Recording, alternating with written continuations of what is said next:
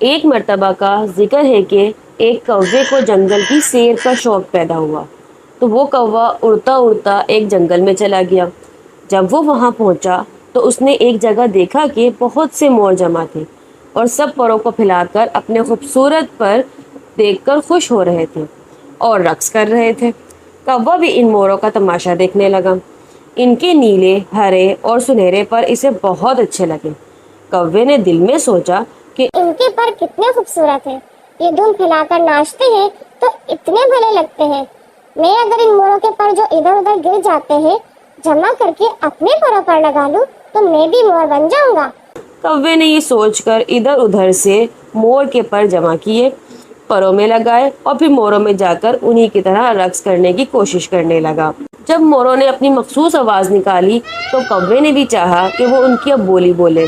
اس نے موروں کی بولی بولنے کے لیے اپنی چونچ کھولی تو وہ موروں کی آواز تو نہ نکال سکا، البتہ اس کی چونچ سے کائیں کائیں کی آوازیں نکلنے لگی۔ کائیں کائیں کی آوازیں سن کر سب مور چونک پڑے اور کہنے لگے، ارے یہ تو کوہ ہے، ہمارے پر لگا کر ہمارے درمیان آ گیا ہے۔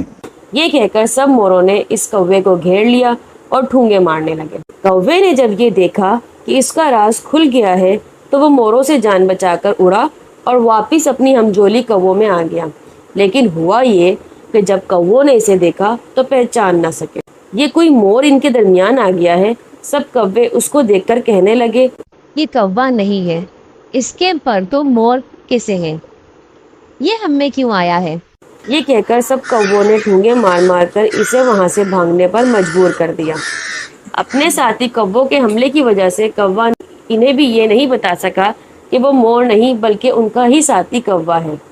لہٰذا ہوا یہ کہ کوہ بیچارہ نہ تو مور بن سکا اور نہ کووں میں رہا۔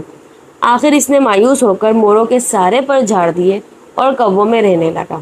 پیارے بچوں، اس کہانی سے ہمیں یہ سبق ملتا ہے کہ ہمیں دوسروں کی نقل کرنے کی بجائے اپنی شخصیت کو اپنی اچھی عادتوں سے بہتر بنانا چاہیے۔